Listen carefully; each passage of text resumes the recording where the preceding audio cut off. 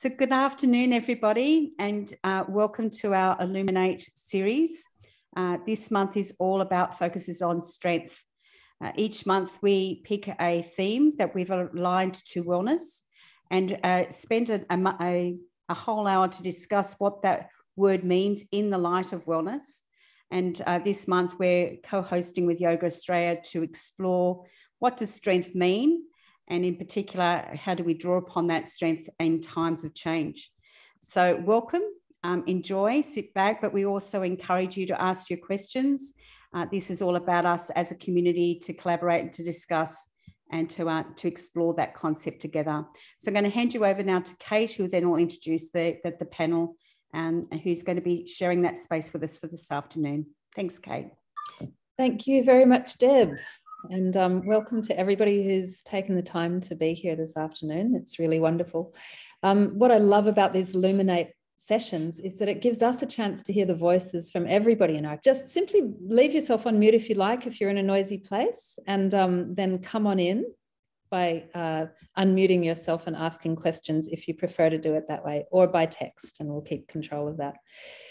Okay, so first of all, before we get started and before I introduce everybody, I would really love to invite everybody to just spend a moment with me in acknowledging country.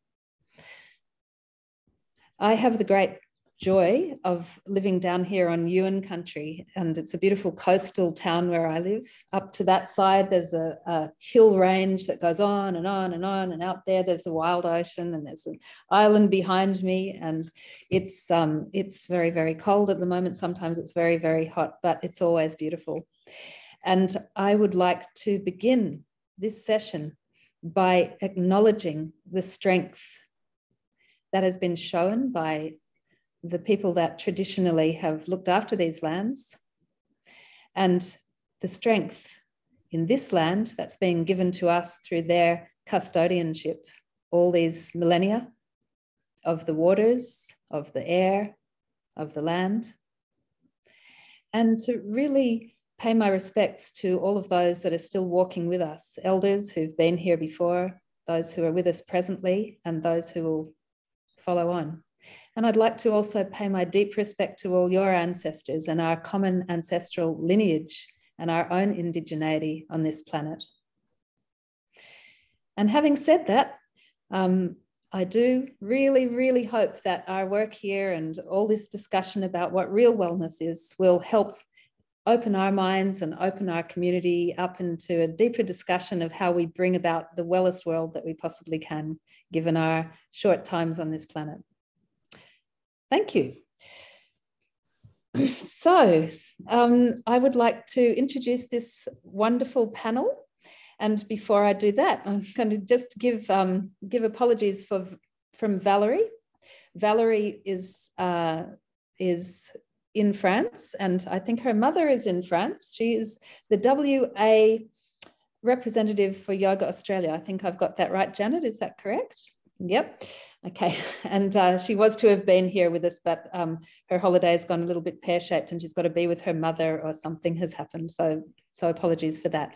So in addition to Valerie, we have Janet here, who's the CEO of Janet Rodgers, the CEO of Yoga Australia. Most of you probably know Janet. Hi, everyone. Janet and I have been working really strongly through the Reconciliation Action Plan for Yoga Australia together, and it's wonderful to have you here, Janet. And Yoga Australia is an industry partner with SoulAdvisor, which means we hope that we're all working and walking towards better days together, and we support each other in doing so.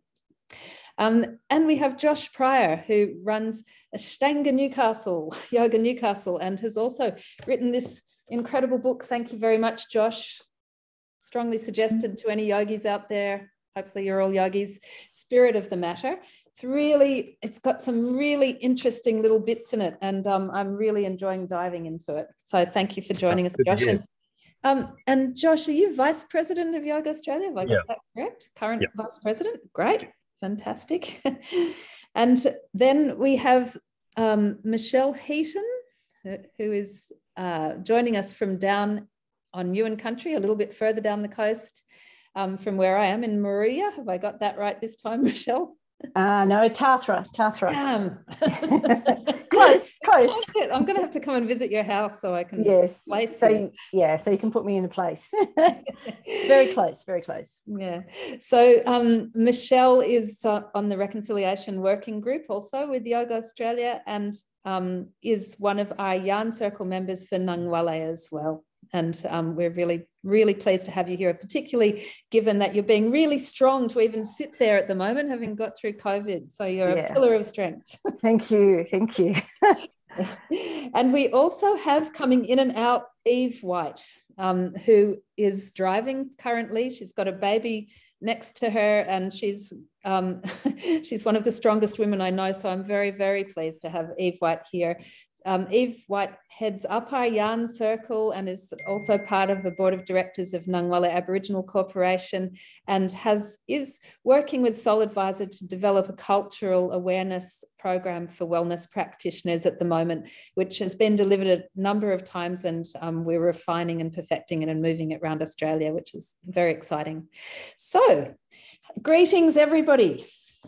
So, as I said, it'd be great to hear from all you other people. And please, when you come on and ask us a question, introduce where you're sitting in this country and a little bit about you. We'd love to hear who our community are. So thank you very much. So I'm going to start with a quote that was used in our newsletter from Bob Marley, actually, which is, "You never know how strong you are until being strong is your only choice." And I think all of us who are here have probably been called on to be that strong at times in our lives, and have realized that, it takes a bit to be strong. And so we are going to explore today what that means to you, or what that brings up for you, really, those of you on the panel and everybody else, and how it feels, what the actual bodily sensations, mental sensations, spiritual sensations, or how it actually feels to move into strength. So I know that most of us are yogis, and feel free to refer back to your yoga practice or just anything that's come up for you in your life where you've had to stand up. So what does that saying bring up for you? You never know how strong you are until being strong is your only choice. Stories are good. So when I heard you read that out, the first thing I thought about was just that all living creatures are strong. And all living creatures have evolved to survive for hundreds and hundreds of thousands of years, including ourselves, but birds and turtles and everything else. And so strength is just a natural characteristic of a living creature. We survive, when we thrive and we adapt, and we become more diverse, and we prosper. So sometimes we can be given or accumulate a belief that, we're actually weak and that we need to build strength. But actually strength is a natural inborn part of being alive. And being well, Josh, hey, that's what we are when we're at our peak. And I'm going to quote you back at you, Josh, because I took a line this morning and sent it to a friend out of your book. So today, when I woke up at 5 a.m., someone had sent me a text which told me that James Lovelock had passed away. Does anybody know who that is? Anyway, James Lovelock was the guy who developed the Gaia theory of this world, which has superseded and the concept that Charles Darwin left us with from his earlier years of that, red of tooth and sharp of claw, where we're actually competing with each other and throwing each other out of the way to get to the top of the pile. So that particular concept, Darwinian concept, has really guided a lot of what we do in politics and a lot of what we do and how we live our lives.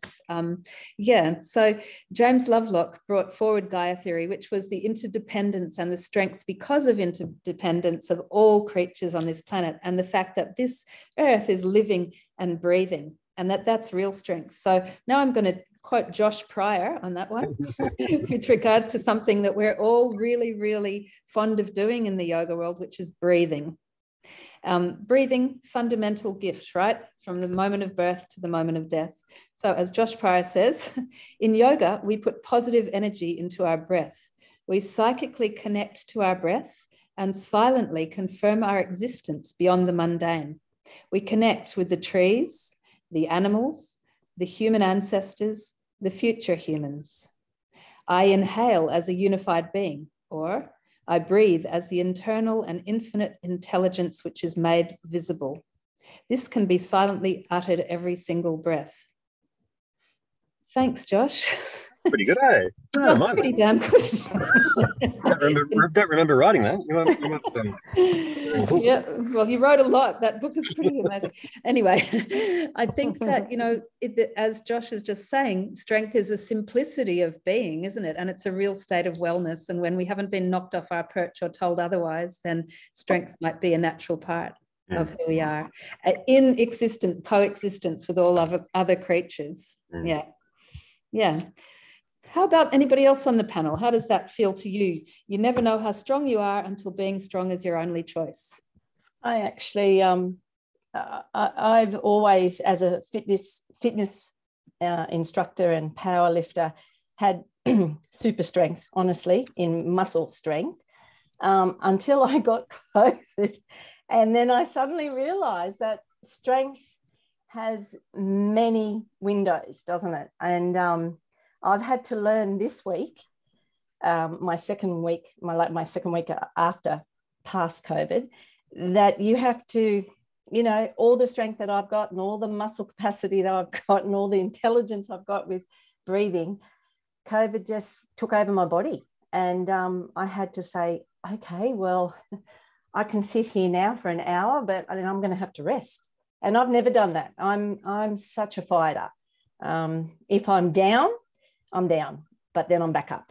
But this week I'm sort of up and down. So my thoughts of strength has changed. So it's bizarre, I'm 63. So how come just now I've changed? It's, strength is different again. So it's true. Like you said, Josh, it's in us. We wouldn't be here if you weren't strong.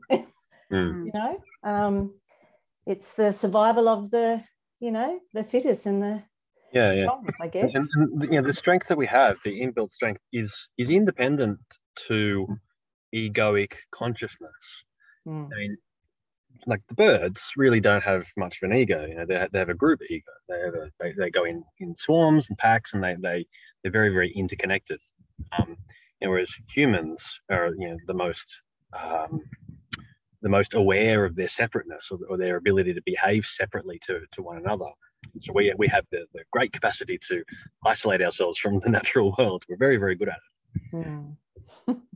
Do you not think that's a state of illness? It's an option, and it's a thing that we're choosing to do. I wouldn't call it illness. But the strength seems to be independent of that. So we might get into a trap where we admire our own intelligence and our own separateness and our own egoic individuality and admire it and say, well, that's why I'm strong. It's because I'm me and you're you and I'm different from you and I'm stronger than you, this kind of thing. There's nothing to do with it, right? The strength that we have is common across all living creatures.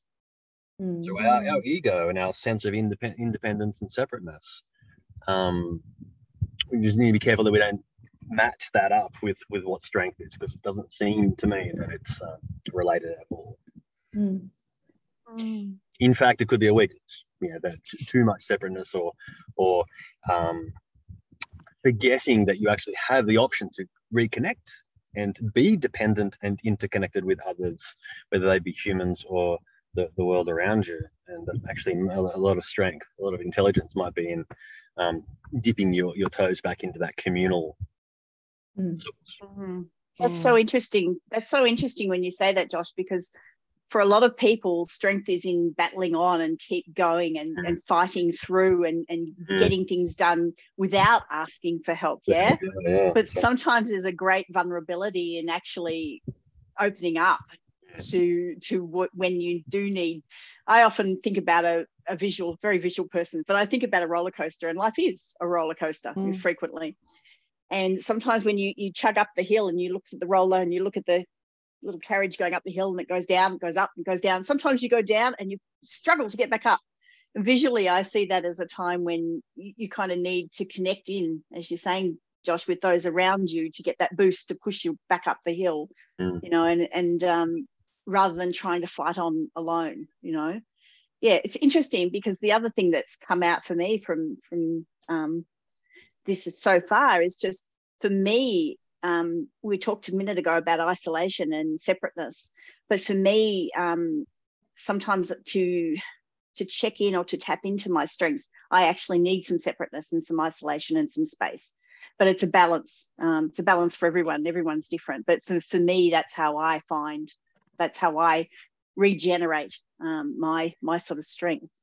And so when you're talking about it, like I was just thinking the same thing. So I've been a bit tired this week, or the last couple of weeks really. A couple of my assistant teachers are off gallivanting around the globe while I'm stuck at work, and so I've been working harder than normal, and I feel the tension, and you know, it's the beauty of yoga teaching is that as soon as you start teaching yoga, like you're actually in a class teaching yoga, you feel great. You'll feel amazing because it's a different service. It's not a separate thing that you're doing. You're giving, and therefore you feel like you're receiving as well. But as soon as I finish the class and walk back out the door, I go, oh God, walk up the hill, you know, go back home again. Anyway, I had to just call it, like, I need help. I need to go, guys. Can you guys give me a couple of days off? And so that the remaining helpers are allowing me to chuff off into the paddock, up into the countryside. And, you know, you could call that I'm now isolating myself. You could say that, but that's true. I'm isolating. I'm removing myself from one environment, and I'm now bringing and connecting myself and actually de-isolating myself from a different environment. Perhaps this is the environment that, you know, we're supposed to be in. Yeah. Well, that Josh, you I think in that aspect, you're going there so that you can get your energy back. You connect like you would if you were an electric car, I suppose. You're plugging in. I do the same. I have to go outside. I have to feel the breeze on my face and have to walk. I can't walk very fast at the moment. Can't run.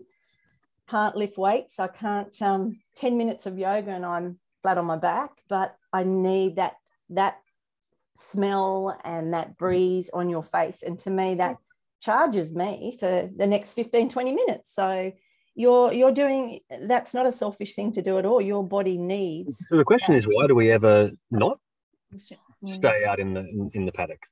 Yeah, I think I think that's a really interesting question. Why are we living in cities? Yeah.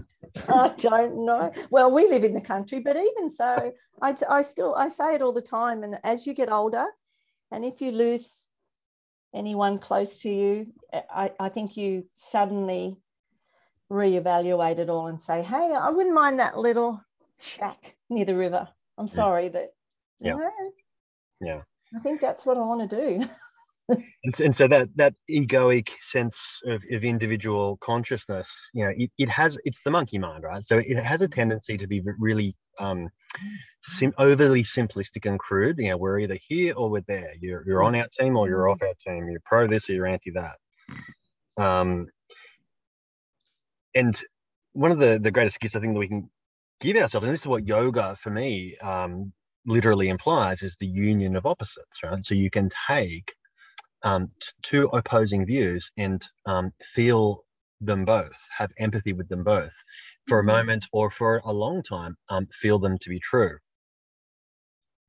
And in a more practical sense, that might mean that you spend half your time in the city and half the time in the bush.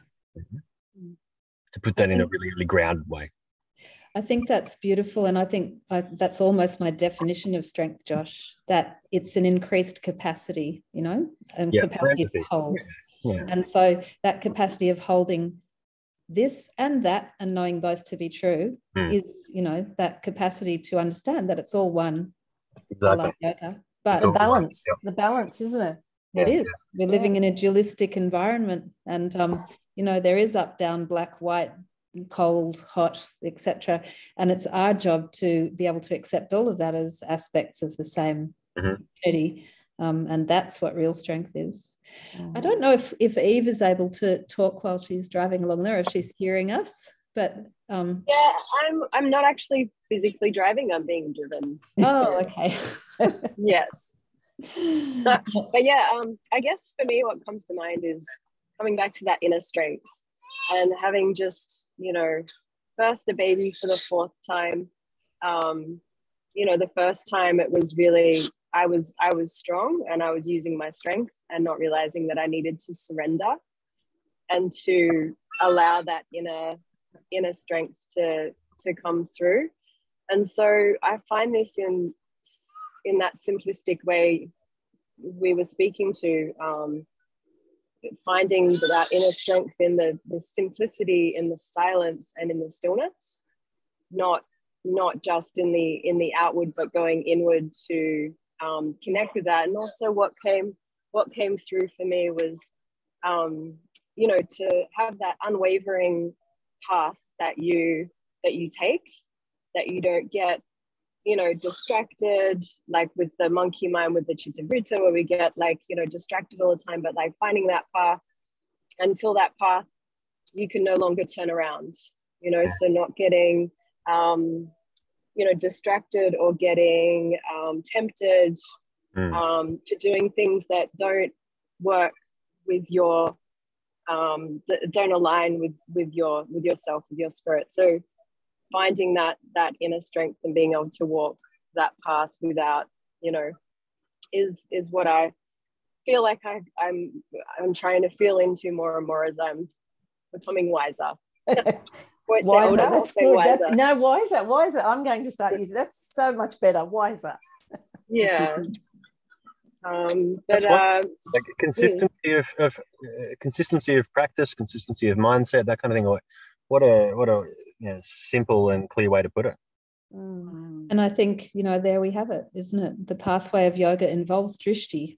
It involves being fully focused on coming back to unity in the best way that we know how, and to be able to walk that path.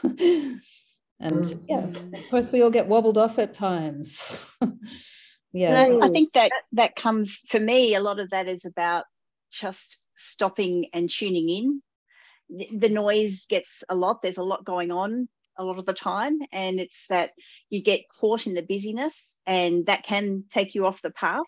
And it's tuning in. It's that sort of stopping and tuning in, taking that moment to check in with yourself as to where you are on the path or off the path, or what is pulling you in which directions. And all the tools that we have with yoga, that, you know, that breath that brings us back to that breath, and then as well with, you know, feeling into our own unique lineage, drawing upon that's in our cellular DNA, where it's the strong, you know, our strong ancestors that came before us, that are living through us, and, you know, tapping into that, if not just through, you know, that breath that we take, gaining that strength and their, you know, their path that's being created before us, that we can, you know, draw upon that strength. Absolutely. They've walked through ice ages and goodness knows what, you know, those that have come before us to bring us to this point. And it's almost like a calling to be strong, isn't it? To continue on, really. I'd love to know if anybody else out there has any strong reactions to that statement. You never know how strong you are until being strong is your only choice. Karine, yeah. Oh, you're on mute. Oh, there you are. Great. I think strength is something that takes you by surprise as well. It's something that sometimes you have no choice other than to surrender to circumstances because a situation demands your attention to such an extent. And under normal circumstances, if you had to think about it, and if you had to intellectually assess the extent to which you could give of yourself, you probably would run away. But when a situation demands it of you and you just surrender because you have no other choice, it's amazing the extent to which you can keep giving. And it's like a very long, slow breath where you do tap into this extraordinary energy and you just keep going against all the odds. And it's something that I know was said to me when my husband was really sick, when he was dying, and I kept going in every day. And people said, "Oh, you're amazing." And I kind of went, "No, I'm not." What are they talking about? I'm just doing what I have to do. And I almost felt like I was programmed and that I was just doing what was natural in opening my heart to a situation that demanded the greatest of compassion. And I couldn't have thought it out. I just did what nature required of me. And that strength came from cosmic nature, whatever you want to call it. But it's within us all, as people have already said. Yeah. Beautiful. Would anybody like to comment on that? Joe Doyle, step forward. That's hey, darling. Yeah, beautiful, Karine. I think you know, I know a little bit about your story. Sorry, before we move to Joe, about your story, Karine, and how strong you were in that. And I think, you know, it sounds to me that yoga gave you a lot of your strength for walking through that period of time as well.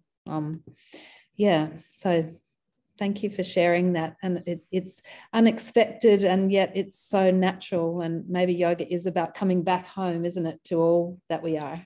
Yeah. Absolutely. Absolutely. Yeah. Sorry. And now, Joe, my apologies. It's quite all right, darling. You know, we were talking about this yesterday, Kate, about, you know, when you're pushed to find that part of yourself that you haven't even met yet. And life gives you those, and I was having this conversation with Heidi this morning, life gives you situations, and imagine at the end of your life, you get to look back and you meet yourself at the end of your life, right? Imagine that. That's way scarier than God, but anyway. You know, meeting yourself, and then yourself says, I just want you to come back here and look at this book of all these opportunities. What were you thinking here? And what were you thinking here? And there's always these opportunities to dive in. And we only know what we know. And I think that strength comes from that deep sense of reflection. And I agree, as I travel around this country, that being in nature, there's nothing like it. There is nothing like it. But sometimes, and in our lives, we're going to experience not being able to do that. We're either not going to be able to, something's going to happen to the car, or we're going to be old, or what have we got to tap into? And as Eve was saying, it always comes back to the quality of that breath. And sometimes we don't have the option to drive to the country, but we can find a park and lay down and just really focus on the tiny blades of grass and the different colours and the cells in the grass and the one piece, and that being fully present, and knowing that we don't have to go too far to get that. And there's that thing of faith that yoga teaches us, that we are so much more than this physical form. And the stronger that we can be in ourselves, the more we evolve, and those around us evolve from our wisdom and what we have learned. And then I just want to say that what I, just as a segue, what I find really interesting is that people that say the human race are the only people with an ego, if you've ever sat for about an hour watching a flock of freaking rainbow lorikeets, I'm telling you now, there's a freaking hierarchy. Those little buggers peck the crap out of each other. Someone's a boss and the other one will knock the other one off the perch. You know, so I don't know who said, I mean, I know in general, people say, oh, you know, fish don't have feelings. Yes, they do. And let me tell you, the smaller the fish, the bigger the bully. You've got to sit there and watch a fish tank and you go, what is going on? So can we just like park that nature is beautiful? Nature is beautiful, and so are humans in all of our frailty. But we you know, there is incredible beauty, but there's also hierarchy, and there is ego in nature, and there is ego in birds and fish and all walking living things. I watched a documentary about 12 months ago, and it was a documentary about evolution of all things, of all species, and that ants are the only species that when they are born, they don't have to go all the way back to the beginning and learn again. They keep evolving, and they keep evolving. I just think, hey, let's all be an ant, you know? But that's it. That's what I've got to say. Those rainbow lorikeets. Thank you. Would anybody else like to chime in? Okay, so you know, the way that I think about it is that from the very beginning, we're set challenges like the birth process, for example. If we're talking beginning, I don't know much about the conception process, but it's not easy moving down a birth canal and being born into a different environment and taking your first breath. Apparently, it's quite painful and can be quite a grueling and strong process. And as Buddhists say, you know, all life is suffering. I'm not so sure I believe in that, but I know that, you know, or in my experience, actually, in Joe Doyle, your experience and my experience, when we were putting on the Australian yoga ball, which was all about domestic violence. And that was Joe's baby. And we were walking around interviewing all these yoga teachers, chatting to yoga teachers. And in the process of doing so, we discovered that well over 80% of the people that we were talking to had experienced domestic violence in their family of birth or their current family or along the way. And to me, that was a really interesting discovery because I feel like many of us as yogis have been through that dark night of the soul, whatever version that took, that led us to the path of inquiry, that led us to one of the answers being yoga. So I would be really interested to hear from our panel again about how you feel about that concept of all life is suffering, or whether you think moving through the hard times is part of what makes us more fully human, or whether it's brought you to yoga or not. I'd like to say something about that. I remember years ago when we first met that you were doing at the Opera House and then at Bondi, International Yoga Day celebration, and one of the part of the panel that you had was, the topic was pain is inevitable and suffering is an option. And I've never forgotten that. And because I specialize in hips and lower back, whenever I teach my workshops, I always bring that up.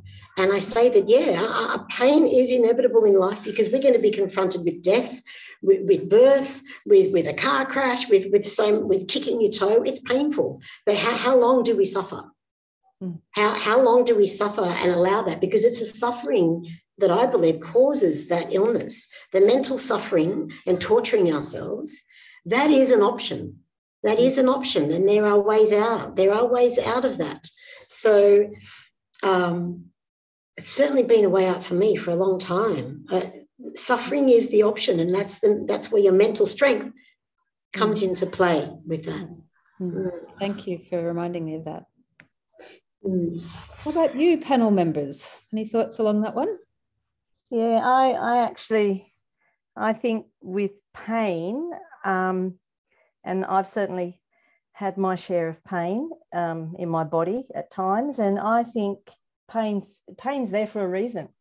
I don't take any medication to stop pain when I was offered it, because without that message, how do you know what's happening? That is just part of your body helping you. So as you say, with the suffering, yeah, I'm not going to suffer, but the pain is there. So I learn to work with it and manage it. But I don't think we should suffer in constant pain to allow it to take over, because it is a message for us. It's part of our strength, as you say, but it's inbuilt. We need that. That's part of the balance.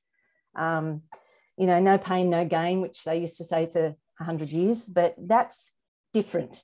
I think pain itself allows you to know something's wrong. So you've got to accept it, and yeah, take it whichever way you want, but certainly don't numb it, because it's there for a reason. I think that's how I try to live with my life, with my pain. Yeah, I agree, and I think that it's part of the healing. When we feel that pain, we can feel where it is in the body or the mind or wherever it might be, and we can bring our attention there and let the energy flow there, and that's part of how the healing happens.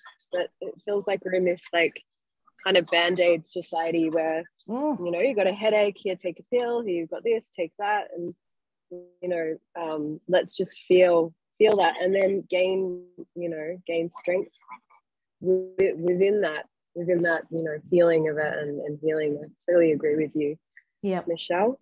Thank you, Eve. I do. It's so true, so true. I think you know, a very nearly anybody that's ever given birth will tell you that it's not the most comfortable thing in the world. You know, and it's a natural part of that same thing. Like everybody who's been through birth has also said, you know, that it's given them such a new vision of life, having been through that process. But you know, that's only one passageway. There's a million other passageways that humans are taken through, or shown or gifted, if you want to call it that, in the acquisition of strength and capacity as we grow older. Yeah. So I think the advantage in the giving birth part is we know it's a temporary situation, and we do, thank goodness, and we do surrender, don't we? Or we try to surrender into that, to accept that, to, you know, move through it. I have a quote from Prema Chodron, who has some beautiful books and materials, and she says, to be fully alive, fully human, and completely awake is to be continually thrown out of the nest. To live fully is to be always in no man's land, to experience each moment as completely new and fresh. To live is to be willing to die over and over again. Love it. That takes a bit of sinking in, doesn't it? You know, I love that image of being thrown out of the nest, because, you know, you're constantly being asked to do what you can to stay, you know, to land softly, I guess. So it takes a lot of adjustment. Yeah. Yes. Yeah. Yes. Life. So to what extent do you see strength as part of the wellness continuum? Or for those of you on the panel, what would you see wellness being? Like, if you had to define it, and I'm not asking you to define it as the WHO defines it or anything, but just what images maybe, or what lines come up around wellness for you? What would it mean? That's such a good question. For me, I think it's being able to persist. It's the strength to persist, maybe, or the ability to keep going sometimes. It's joy as well. It's closely linked to joy for me. The ability to persist. We're coming back to the old drishti and the pathway thing too, aren't we? That's the way that a lot of definitions go when they're talking about wellness is the functional definitions, which say that you're able to do what you're setting out to do. Yeah. It can be that. I think as a mom, it's not just myself that's the focus. It's the, you know, the children, and it's like a holistic thing, and also not just the wellness of the physical body, but also that country that's around me, and is the land that's just where I'm living on. Is it well? Is it thriving? So for me, it's more than just the self. It's the children, you know, my husband, you know, that, and then going from there and circulating out for me. We come back into the ecocentric rather than the egocentric definition of wellness. Yeah, that you can't be well in a void. Yeah. So what has, you know, in terms of strength, what's your yoga practice given you, do you think, those on the panel or anybody really? What has your yoga practice given you in terms of strength along the way? Yeah, I really like what Eve said, you know, about consistency earlier on. And I think that when all else fails, just knowing that you can persist, as we've been saying, there's something very lived and embodied about that. And when you start to move into a year of regular practice and 10 years of regular practice, and you know, just these large proportions of your entire life on the planet in this body, there's a hard to describe kind of strength and reliability there. It's like, even if I'm not strong enough, even if I don't feel strong enough to do this or that, even if I don't feel competent, even if I don't feel very good about myself at all, at least I know that I can just take the next step forward. Done it so many times. I can put aside my apprehension in the moment and just take the next step. You know, things may appear to go backwards, sideways. I may appear to all the other metrics that I might try and apply to my life and my performance in life, this kind of thing. Well, you know, over the years, you know, you can't help but see that they change. The circumstances change. And the common thread is just a consistency there, and a reliability that I can always, in any moment, hopefully, you know, shake it off and go, all right, well, be that as it may, here's the next step. Yeah, that's beautiful. It's the reliability, isn't it? Knowing that you can rely on yourself to take that next step, that understanding of yourself, or being able to, I'm trying to think of the word. There's a word for it. If a word's coming to anybody else, please take me there. There was a time, I remember a time when I was a teenager, and I think things were going really badly, and I don't know, it's very strange. I had a flash of like a flame in my chest, my heart. Very, very strange symbolism to have, you know, especially as a kid. You know, it wasn't really, I don't know what I was doing to have that flash, but I just realized, there's a flame in here that is never, ever, ever going to go out. Yeah, and to precursor spiritual kind of understanding of that too. Yeah. So, you know, a lot of people have spoken about that regridding that they do when Janet, you were speaking about having that quiet time and just, you know, when you can regrid, and Joe was talking about looking at a blade of grass, and Michelle was talking about being in the country and having to get out, and, you know, like that kind of thing of regridding and coming back into whatever you want to call it, a higher sense, a sense of self as part of a bigger reality, which that speaks to me of when you see a flame in your chest. Yeah. I think also we were talking about pain as though it was one thing, but pain is so many things. It's such an inadequate word, because you can have psychological pain. You know, there's a lot of people with PTSD that perceive physical pain within their bodies. And I think that there's a myriad of pain, but what the kind of strength that yoga is able to give.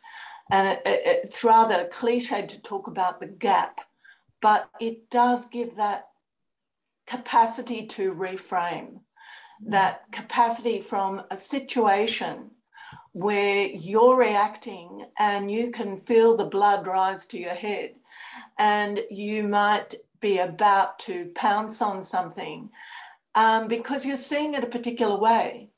And then the whole notion of perception and misperception comes to mind. And there is that gap where you can, well, hang on a minute. Do I really want to react in this way?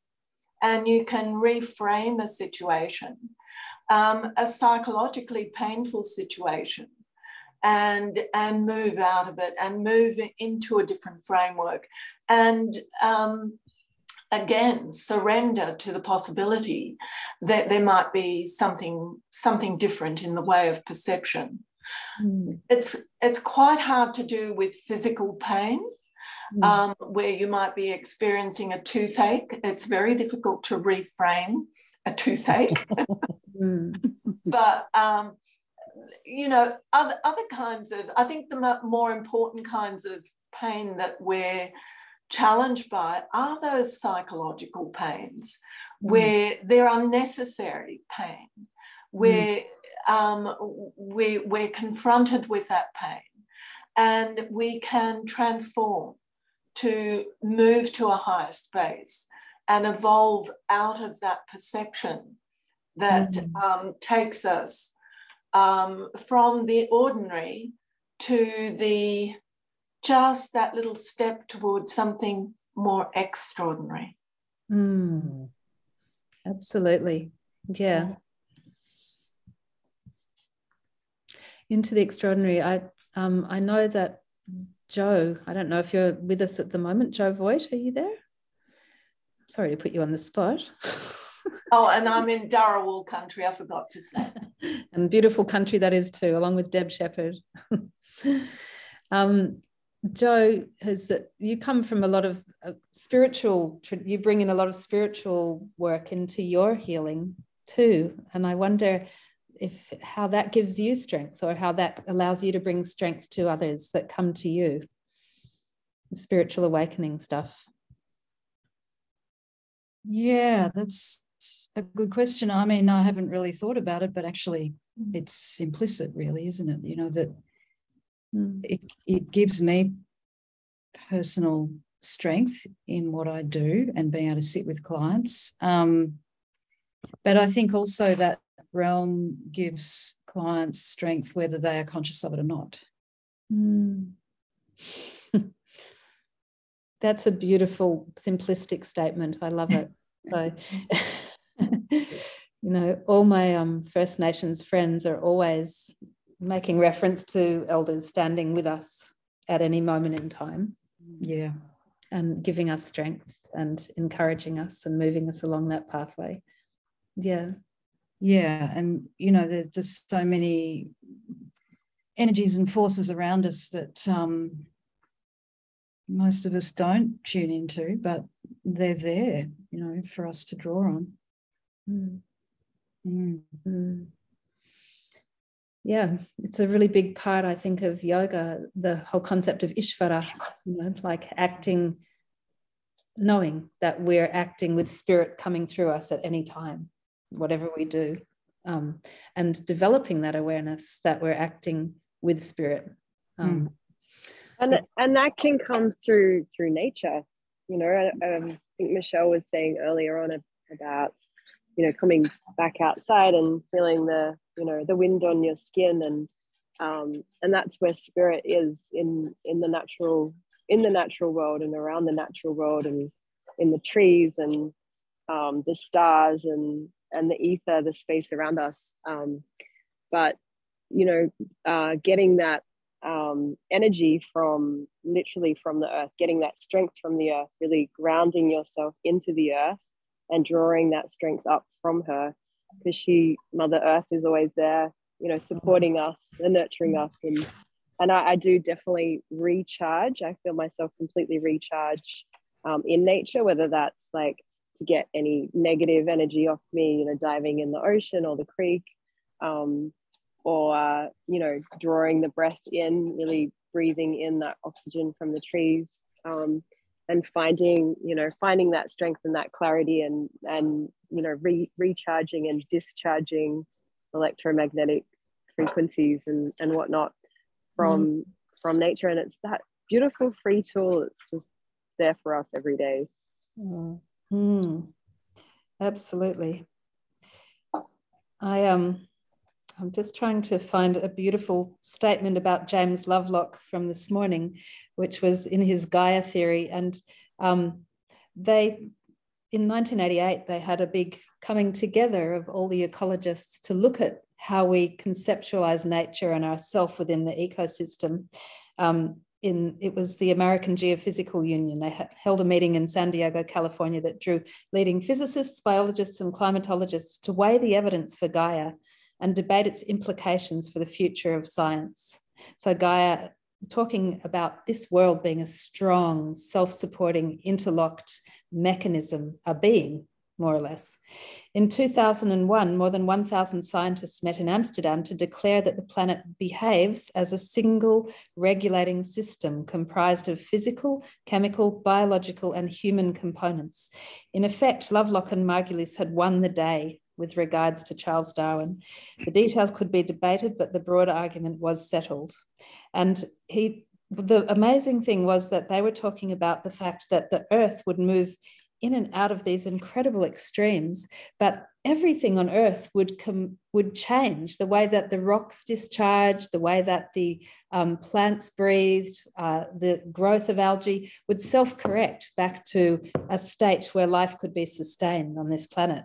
And so that really, it is amazing that when we all go out there, we feel that, even if we don't know about it, as you say, Jo, we're drawing on that strength of spirit and of everything and of this beautiful planet that we're attached to, that we're part of. Yeah. It's yay, James Lovelock. Well worth looking up if you haven't. It was an incredible life. He was 103 when he died. That's strength. Oh, that's so good. He wrote his last book at 99. Whoa. Hope for me yet. Yeah. Okay, is anything else looming large in people's thinking that they'd like to talk about strength, or a story that anyone would like to share?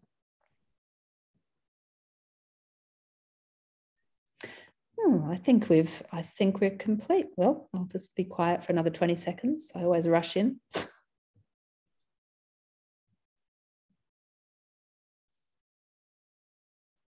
No. Well, I guess thank you so much for being with us and joining us for this hour.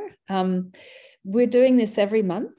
As Deb said, we've worked with a number of other groups in previous months, and it's been a great joy to work with Yoga Australia and to think about things deeply, as yogis do today. Next Illuminate, we're working with two groups, or two of our industry partners.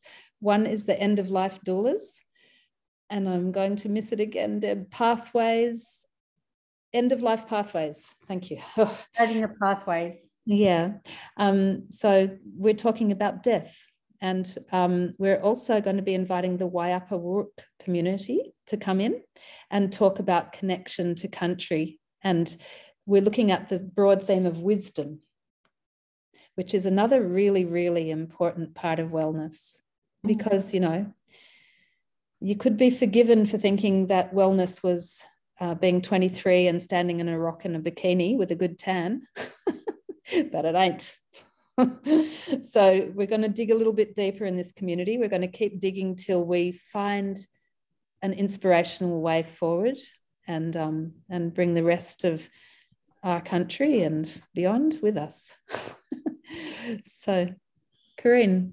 Yeah, Kate, I don't know. I just wanted to draw attention to the story of Carbon, which was such a remarkable documentary about the role that carbon plays in our bodies, as well as, indicating that we are in fact made of stardust.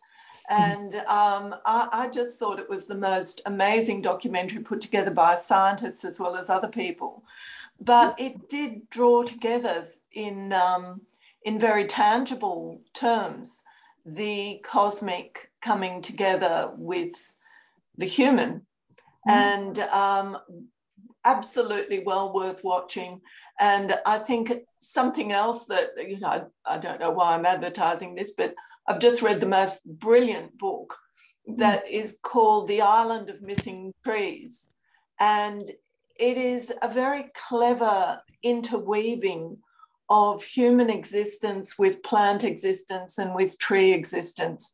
And it's the first time, except for Enid Blyton's Faraway Tree, but it's the first time I've heard a tree as a narrator and a tree telling the story and how it's impacted by various human activity. And it's a beautiful book by Elik Shafak, a Turkish woman. And it just brings together many of the themes that you've spoken about today. I've just put it in the, I've just put that movie in the chat. Is that the one? The Carbon movie? Is that it? The story of carbon. The story of carbon. The carbon story. The carbon story. Is that the right one? ABC. Okay. On the ABC, did you say? Yeah, ABC. It should be on iView. Okay. Okay. The story of carbon. And I don't know how to spell the other one, but perhaps you could type it into the chat for us. Yeah, Thank you. Sure. Oh, well, The Island of the Missing Trees is easy, but the author is, I'll write that in. Oh, more.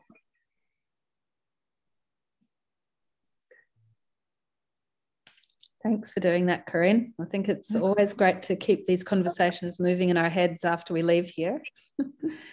Yeah. And while you're doing that, I just really want to thank you, Janet, for agreeing to be part of this event as Yoga Australia and bringing Yoga Australia, i.e. Josh, along with you. Thank you. It's been an absolute pleasure. It's very, very kind. And thank you so much, Eve. Thank you so much, Michelle, for making time in your busy and sick days. Really, really appreciate it. And thanks for everyone else that contributed to the conversation and that came along today.